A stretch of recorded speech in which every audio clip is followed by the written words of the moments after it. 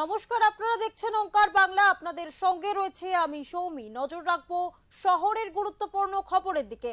যে খবরের দিকে নজর রাখবো, আবারও সুপ্রিম কোর্টে পিছিয়ে গেল আইপ্যাক মামলার শুনানি। এর আগেও দুবার সুপ্রিম কোর্টে এই মামলার শুনানি পিছিয়েছে, আবারও পিছলো শুনানি। বুধবার সুপ্রিম কোর্টের বিচারপতি প্রশান্ত কুমার মিশ্র এবং বিচারপতি সঞ্জীব মেহতার এজলাসে এই মামলার শুনানি ছিল। শুনানির শুরুতেই রাজ্যের তরফে অভিযোগ করা হয় যে কেন্দ্রীয় এজেন্সিকে হাতিয়ার হিসেবে কেন্দ্র ব্যবহার করছে। যদিও পাল্টা কেন্দ্রীয় এজেন্সির আধিকারিকদের ভয় দেখানো হচ্ছে বলে সওয়াল করেন অতিরিক্ত সলিসিটর জেনারেল এস.জি. রাজু। সওয়াল জবাবের পর রিজেন্ডার দাখিল করার জন্য সময় চেয়ে নেয় ইডি। সেই আর্জি মেনেই আগামী 18ই মার্চ শুনানির দিন ধার্য করে সুপ্রিম কোর্ট। সুপ্রিম কোর্টে আবারও পিছিয়ে গেল আইপ্যাক মামলার শুনানি। বুধবার ইডির দায়ের করা নথি চুরির মামলার শুনানি ছিল বিচারপতি প্রশান্ত কুমার মিশ্র এবং বিচারপতি সঞ্জীব মেহতার এজলাসে। শুনানিতে ইডির তরফে একটি হলফনামা জমা দেওয়া হয়। সেই হলফনামায় দাবি করা হয়েছে, ইডি যেদিন আইপ্যাকের দফতরে এবং সংস্থার কর্তার বাড়িতে তল্লাশি চালায়, সেদিনই জোর করে ভিতরে ঢুকে নথি ছিনিয়ে নিয়েছিলেন মমতা বন্দ্যোপাধ্যায়। কেন্দ্রীয় তদন্তকারী সংস্থার মৌলিক অধিকার খর্ব করা হয়েছে বলেও দাবি করা হয়েছে ইডির হলফনামায়। যদিও ইডির তদন্তে কোনো রকম বাধা মমতা বন্দ্যোপাধ্যায় যে দেননি তা জানিয়ে আগেই রাজ্যের তরফে হলফনামা জমা দেওয়া হয়েছিল। কল্যাণ বন্দ্যোপাধ্যায় জানিয়েছেন, রিজেন্ডার দাখিলের জন্য কেন্দ্রের তরফে সময় চাওয়া হয়েছিল, তা আদালত মঞ্জুর করেছে। সলিসিটর জেনারেল তুষার মেহতা তিনি টাইম নিলেন আজকে, ওনার রিজয়েন্ডার ফাইল করে বলে, তো সেই জন্য রিজয়েন্ডার ফাইল করতে বলেছে।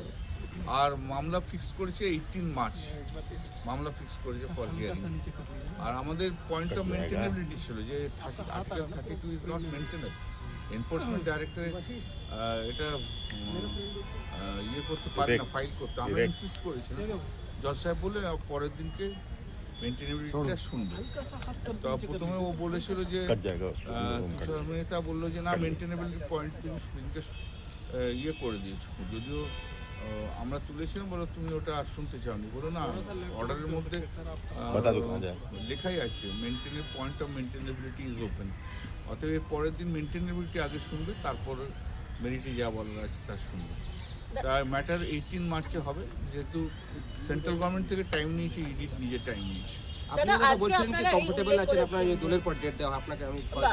না না, দোলের আগে না দোলের পর, আমরা দোলের পরই করো, দোলের আগে তো সম্ভব হয় না, আমাদের তো কাজ আসে না। দাদা, আরেকটা জিনিস আজকে বারবার করে রাজ্যের তরফ থেকে উল্লেখ করা হচ্ছিল যে এনফোর্সমেন্ট ডিরেক্টরেটকে ওয়েপেনাইজ করা হচ্ছে। হ্যাঁ, সেটা তো বলেছি, that is the reason, is not maintainable. এই এনফোর্সমেন্ট ডাইরেক্টরেট একটা স্টেটের বিরুদ্ধে মামলা করতে পারে না, সেন্ট্রাল গভর্নমেন্ট স্টেট গভর্নমেন্টের এগেইনস্টে মামলা করতে পারে না।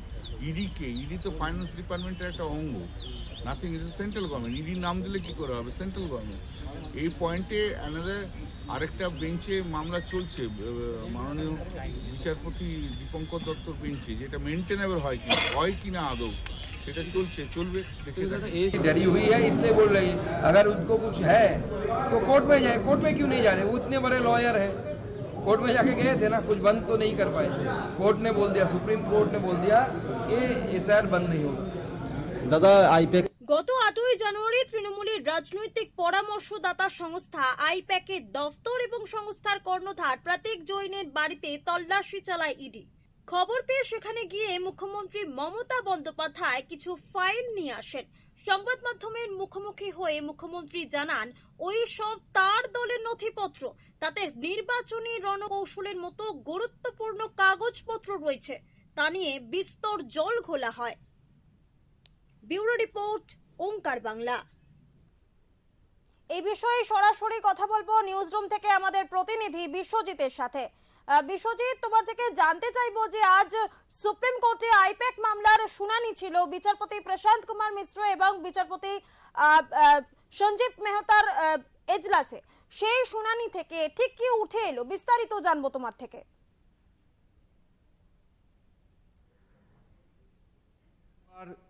যে সুপ্রিম কোর্টে যে আইপ্যাক মামলা ছিল, সেই মামলার শুনানি পিছালো। প্রথম দিন আমরা দেখেছিলাম যে মমতা বন্দ্যোপাধ্যায় তিনি ঠিক যেদিন শুনানি ছিল ঠিক তার আগের দিনে তিনি ওই হলফনামা জমা দিয়েছিলেন এবং হলফনামা জমা দিয়ে তিনি দাবি করেছিলেন যে সেদিন মমতা বন্দ্যোপাধ্যায় যেদিন 8ই জানুয়ারি আইপ্যাকের অফিস এবং প্রতীক জৈনের বাড়িতে যেদিন ইডি তল্লাশি করেছিল সেদিন মমতা বন্দ্যোপাধ্যায় পৌঁছে গিয়েছিলেন ঠিকই, কিন্তু সেখানে তিনি ইডির যে তদন্ত সেখানে তিনি কোনো রকম বাধা দেননি এবং সেখান থেকে তিনি কোনো তথ্য নিয়ে আসেননি। এবং পাশাপাশি হলফনামাতে দাবি করা হয়েছিল যে ইডি সুপ্রিম কোর্টে যে মামলা করেছে সেই মামলা করার এখতিয়ার তাদের নেই। এবং তারপরে শুনানিতে এটাই সবচেয়ে বড় জানার বিষয় ছিল যে তার পাল্টা মমতা বন্দ্যোপাধ্যায় যে হলফনামা জমা দিয়েছেন তার পাল্টা হিসাবে ইডি কি হলফনামা জমা দেবেন।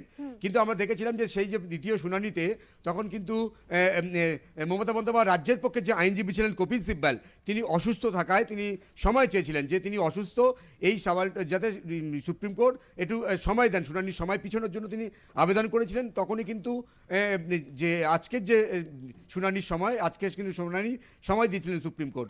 আজকে যে শুনানিতে সেই শুনানিতে ইডি পাল্টা কি হলফনামা জমা দেন সেদিকে কিন্তু সবার নজর ছিল।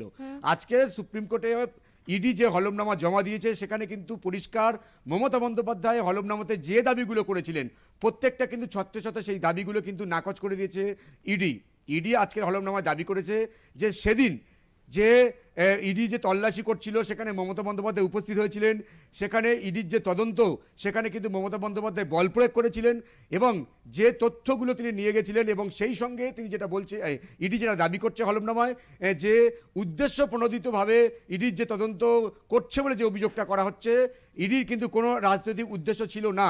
সেদিন যে তারা তদন্ত করছিল বা তল্লাশি করছিল এটা কিন্তু শুধুমাত্র তদন্তের অংশ হিসাবে, কারণ সেদিন শুধুমাত্র প্রতীক জৈন বা আইপ্যাকের অফিসে শুধু হানা দেয়নি, ইডি কিন্তু একাধিক জায়গায় বাংলার একাধিক জায়গায় তারা হানা দিয়েছিল, সেই সঙ্গে কিন্তু দিল্লিতেও তিনি কিন্তু ইডি হানা দিয়েছিল। কারণ এই যে কয়লা পাচার মামলা যে মামলাটা ইডির যে তদন্ত করছে সেখানে কিন্তু আইপ্যাকের যে যোগ হাওলার মধ্যে দিয়ে টাকা 10 কোটি টাকা প্রায় 10 কোটি টাকা হাওলার মধ্যে দিয়ে যা লেনদেন হয়েছে বলে ইডির সন্দেহ হয়েছিল, সেই জন্যই কিন্তু আইপ্যাকের অফিসে বা প্রতীকজনী অফিসে তারা গিয়েছিল। অর্থাৎ ইডি যেটা দাবি করছে তাদের হলফনামায় যে সেদিন তাদের উদ্দেশ্য কোনো রাজনৈতিক উদ্দেশ্য ছিল না, তদন্তের জন্য তারা গিয়েছিলেন, কিন্তু মমতা বন্দ্যোপাধ্যায় সেখানে বল প্রয়োগ করেছেন এবং তাদের যে অধিকার সাংবিধানিক যে অধিকার ইডির সেই অধিকারটা কিন্তু কোথাও খর্ব হয়েছে বলে দাবি করছে।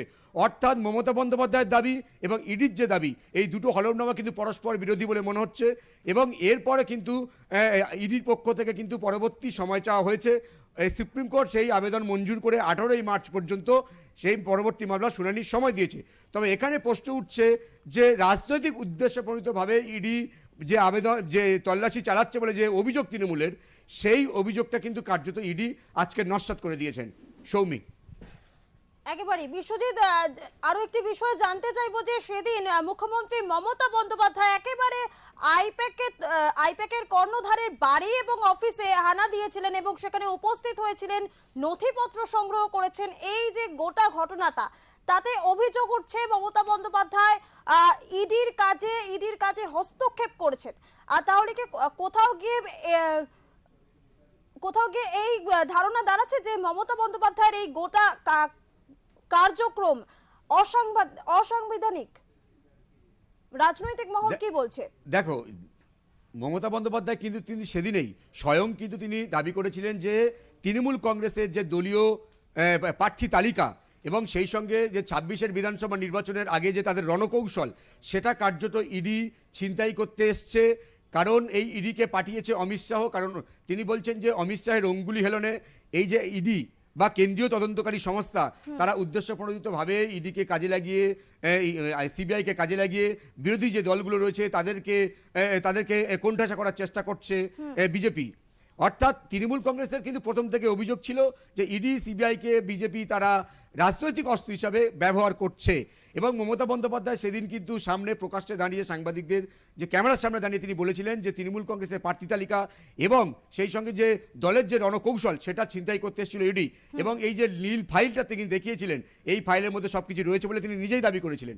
তো বিজেপির যেটা অভিযোগ যে মমতা বন্দ্যোপাধ্যায় কার্যত যে ঘটনা সেদিন ঘটিয়েছে সেটা কিন্তু অসাংবিধানিক এবং এটা কিন্তু মানে গণতান্ত্রিক যে ভারতবর্ষের যে গণতান্ত্রিক যে কাঠামো সেখানে কোনো মুখ্যমন্ত্রী এই ধরনের ঘটনা নজিরবিহীন, প্রথম কোনো মুখ্যমন্ত্রী এই ধরনের ঘটনা ঘটালেন, এবং যে ইডির যে অধিকার, যে সাংবিধানিক যে অধিকার, সেই ঘটনাটা যেন কোথাও যেন ধাক্কা খেলে বলে বিজেপির যে অভিযোগ, সেটা কিন্তু অভিযোগ বিজেপি তুলেছিলেন।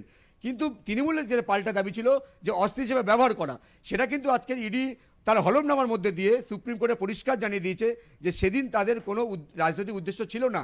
তার হলফনামার যে যুক্তি, তার যে যুক্তি পাল্টা যুক্তি কিন্তু ইডি যেটা বলছে যে সেদিন কিন্তু শুধুমাত্র আইপ্যাক বা প্রতীক জৈনের অফিসে তারা কিন্তু হানা দেয়নি বা তল্লাশি চালায়নি, বাংলার বেশ একাধিক জায়গায়, কলকাতারও একাধিক জায়গায়, সেই সঙ্গে দিল্লিতেও যখন প্রতীক জৈনের অফিসে ইডি অফিসাররা তল্লাশি চালাচ্ছেন, ঠিক তখনই দিল্লির কিন্তু একটা অফিসেও তারা তল্লাশি চালাচ্ছিলেন।